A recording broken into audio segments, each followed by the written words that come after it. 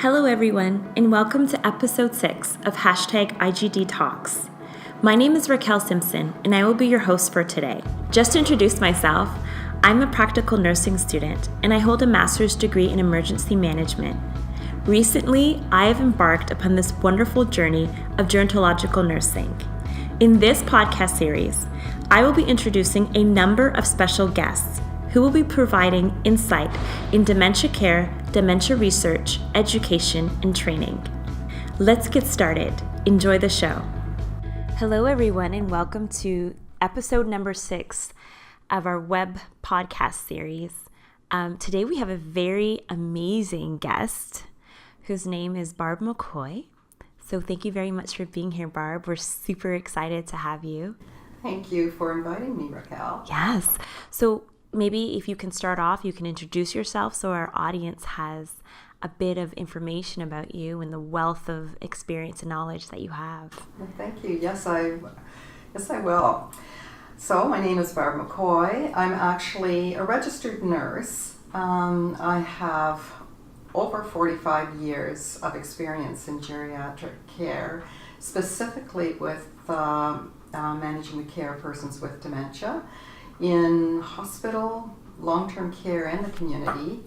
My background is that I am a certified geriatric registered nurse that is semi-retired now. And I also am a psychogeriatric consultant and have worked in this field many years, but I also have been a teacher for nurses, and I do public sessions with family caregivers as well. And one of my other roles has been as a caregiver to my mom, who had dementia, Alzheimer's disease, and specifically for 25 years. Mm-hmm. Thank you. So I'm super excited because you have worn you are still wearing many different hats, and you have perspectives from many different angles and facets. So this conversation should be really rich. I think you're going to give our audience lots of great nuggets and lots of food for thought. So yeah, it should be good. So maybe you can start off by telling us your role in the development of GPA and your role in the incorporation of age.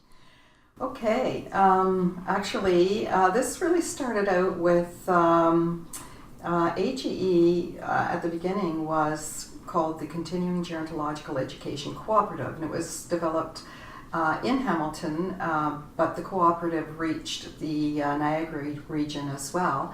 And we were just like-minded people who worked in geriatrics and provided education on a regular basis to persons in hospitals, long-term care, and community. We morphed into AGE only after we registered as a not-for-profit social enterprise. But it was after we developed, several nurses got together and developed a program, and then the psychogeriatric resource consultants in the area helped to deliver the program on a research basis with the help from the University of Waterloo in looking at evaluating the study. We're totally blown away by the study on the efficacy of teaching this program, GPA program. Mm-hmm. And therefore, with the research that we had, several of us started attending and presenting at local and national, provincial and national areas of different facets of nursing and gerontology areas, to just show the research that students, not only students, but also frontline or point of care staff were absolutely incredibly happy with this program. Mm-hmm. They felt that we had almost a 95% rating, that it That's was awesome. important to them to learn how to manage the care and how to look at a respectful approach to geriatric care, specifically in the areas of people with dementia. So I think the statistics blew us away, thinking that we were going into people who had worked on a day-to-day basis on delivering care, and yet we recognized that there were no real formal education possibilities at that point in time for frontline point of care staff.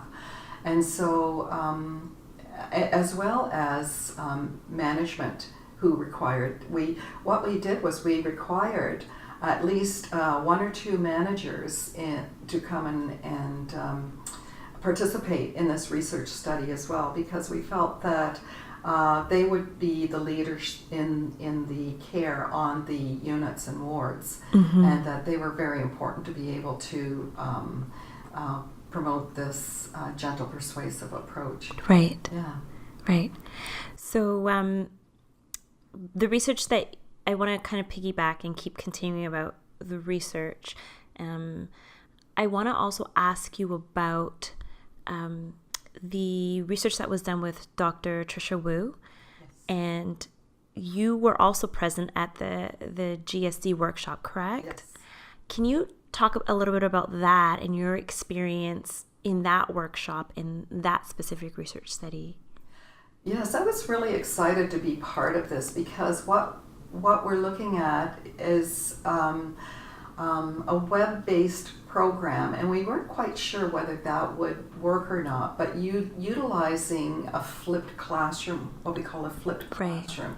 So the students not only had web-based principles of GPA, but then gathered on a one-day workshop to be able to experience what they had seen, and just to cement what they had seen and taken on the web GPA program, which we were really excited about, because we thought if we had a total web-based product, which we can have, and it's far-reaching, and this is what we like about it, but we really thought it was necessary actually to bring the students in for a full day just to experience everything in the program. And it's that one-to-one relationship, actually participating in part of the techniques that they have learned already online, but bringing it into reality, and cementing it with them that they learn better. Right. I actually think you can see it, but to learn well, you need to see it, and then you need to hear it, you need to see it, you need to do it. Right. And so therefore, I was really excited to be part of that project. That's amazing. And what was the feedback from that project, or from your involvement? What was the general consensus? What were the lessons learned? I think with having the face-to-face interface with that day, they were able to ask questions that you're not able to ask on a web-based program. You just see what's happening, you answer the questions. But this opened up a whole new realm of learning for the student. You know, they were able to ask any of us anything that would be their reality. Right. So you learn best when you have questions from what is real to you. And so I think we gave them a really good overview on not only communicating, but how you document, how you look at things. We expanded it beyond the web-based program itself. Right. And so it was rich. It was a very rich day of students being able to participate in areas that they probably have not had any experience in before. Right. Yes. Right. That's fabulous. So I guess I'm going to ask you a question that would require you to put on maybe two hats at the same time. So I want to ask you about your role as an educator, and also from your perspective as being a founder of this GPA curriculum, where do you foresee GPA going in terms of its continued ability to equip students? Well, this is an excellent question, and I don't even think about the student realm with this. I think there's all kinds of possibilities, and it's interesting that you've asked that question, because every time I teach this, every time we start developing a new revision, every time we have a new program like the bathing program, I look at it from so many different lenses. Who will this appeal to? Where can we go with this?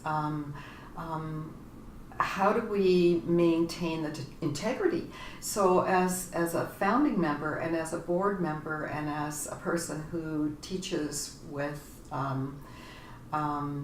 fact-based or evidence-based learning, I always want the integrity to be carried on in it, whatever format we do that in. And that's very difficult sometimes, because with the web-based you need to release some of the control. Right. And you also aren't able to, like in a full day workshop, be able to fill in the gaps and answer the questions. And so, but having it web-based, I think it can just go anywhere. For sure. Go anywhere. Absolutely. And I'm not even thinking past Canada. It can go anywhere if we translate it. Right. And so that sort of boggles my mind as well. But in areas that you think, okay, it's not as robust as being there for the day, and yet there are so many people in this day and age now that can't get to a full day workshop. Absolutely. And the cost of a full day workshop. So I'm looking at that, but also it can reach people like, we first intended to look at it with point of care staff, long-term care homes, hospitals, but now we're reaching out to volunteers in hospitals. As a caregiver, I wish I'd had something like this. For sure. To be able to understand. And I worked in geriatrics, I worked in psychogeriatrics. Right. And yet there's things that I know now that I never knew then. And I just think my care for my mom would have been so much richer. Although I believe I did as much as I can, but when you've got more information, you can do even better. So this web-based learning is absolutely phenomenal, and I have absolutely no idea how far it's going to get, but I think we're going to be international with that. I'm thinking that way. That's awesome. Yes. And it's absolutely doable. Absolutely doable. It is. And when you think it was all started and we were just going to roll it out in the Hamilton, Niagara area, and then it just took off, and it just boggles my mind how well people are receiving it. That's so good. Yes. Yeah. So I would like to speak about your role as a caregiver for your mom. And you just mentioned like how helpful and useful GPA would have been for you. Yes. Can you maybe speak some encouragement to those caregivers out there who might be feeling slightly frustrated or maybe at a loss as to what they should do at the moment? Absolutely. And it's so funny because I had a conversation with one of my neighbors today, and I encouraged her to go to the Alzheimer's Society, and she says, well, my husband's not there yet. And I says, oh, it's not for your husband, it's for you. Right. As a caregiver, we are stretched with our time, and we sometimes believe we need to take all of this on our own shoulders. I think I was able to help my father with my mom because I knew the community health system. Right. I knew the hospital health system. I knew the buzzwords you needed to get help. And I was able to point my dad in many directions and set up lots of things for my mom. Everybody's not as well equipped. Sure. And there still is a stigma. I think that, and quite often, people can't get out to to have an education or have a seminar because they're a busy caregiver. Right. They have to be there almost 24/7. Right. And so I'm thinking that this video will probably, I don't know whether, we use it as is for family caregivers, but we could use, a derivative of it to maybe Right. help family caregivers. But I think now there's many caregivers that are accessing online that they don't have to leave the home. Right. And they can do it at their leisure and stop it and start it. So I'm thinking that this program probably would be a wonderful aid for families just to understand the disease. For sure. And then just rethink about the approach, because it is all about a gentle approach, and to say don't give up. You can find different ways to approach Absolutely. this, and you can do this in a gentle and respectful manner. It's very difficult when you see your own family member having these difficulties. Absolutely. You just want to help them, and sometimes helping them in a negative way isn't helping them. Right. And so this program just makes you stop and think about what you're going to say that's going to be a successful approach for both of you. Right. Yeah.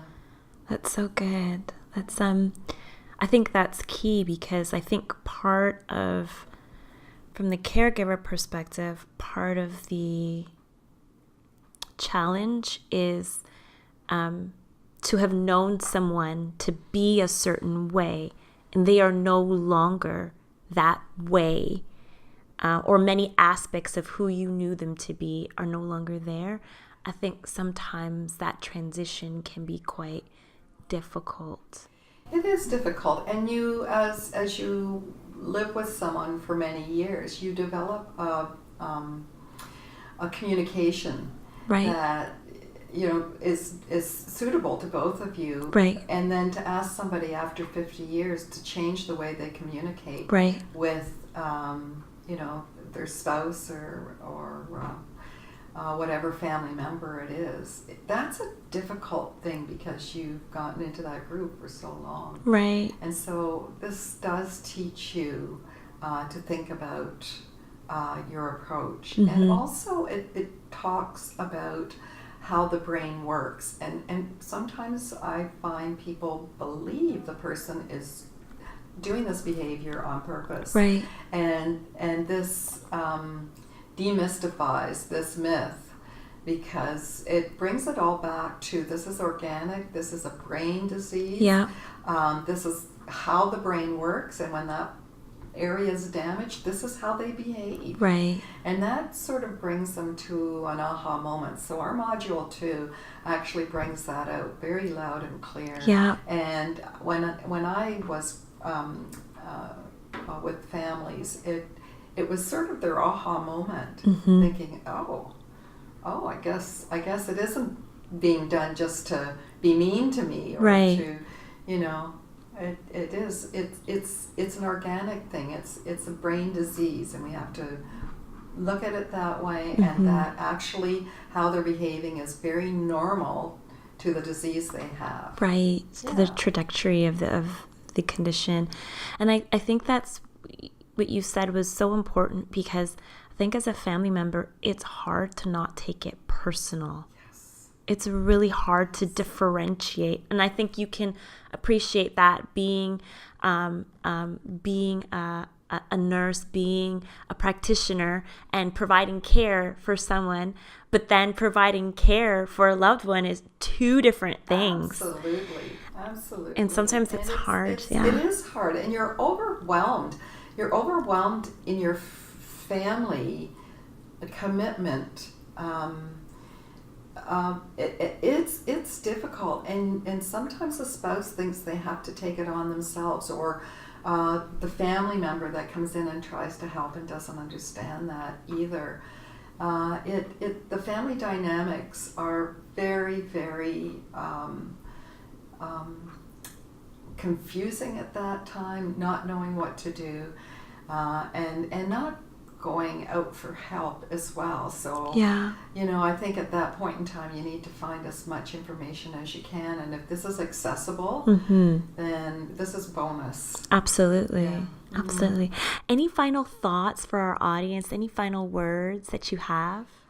Well, I'm just so proud of this program and how it's developed and how we've stayed true to really good data and research that can back us up. Right.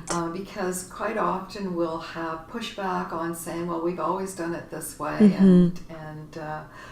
and sometimes you say, well, doing it the same way sometimes isn't successful. Right. I remember even as a student going into my geriatric training, and I was appalled at the way people spoke to older people, and it almost was normalized at that point in time. We didn't have really good programs like this, but I think we've come a long way, but I think we have a long way to go as well, because it's always easier to fall back on your old habits. Yeah. And I think something like this, especially with this online version, it's easy to get a really quick refresher course to say, oh, I forgot about this, and now I need to think about that, and I need to approach this person differently. And it gives you what I want to say is like an inoculation on GPA. Yeah. And that you can never fall back and say, well, I took it 10 years ago, because you're always going to forget a lot of things that you've done. And so therefore, I think to have this refresher course, to have this quick inoculation again, I think is probably one of the best resources that we've developed. That's amazing. Thank you so much for your time. It's been such a pleasure just conversing with you and having you share so much wisdom. So that I think our audience will very much appreciate all those nuggets of truth that you've shared with us today. Thank you so much. Thank you for your time. Yeah, absolutely. Bye. And that concludes episode 6 of #IGD Talks. Thank you so much for tuning in. Be sure to tune in into episode 7, when we speak with Peter Huang, a third-year medical student at McMaster University. We will be sharing his journey in geriatric medicine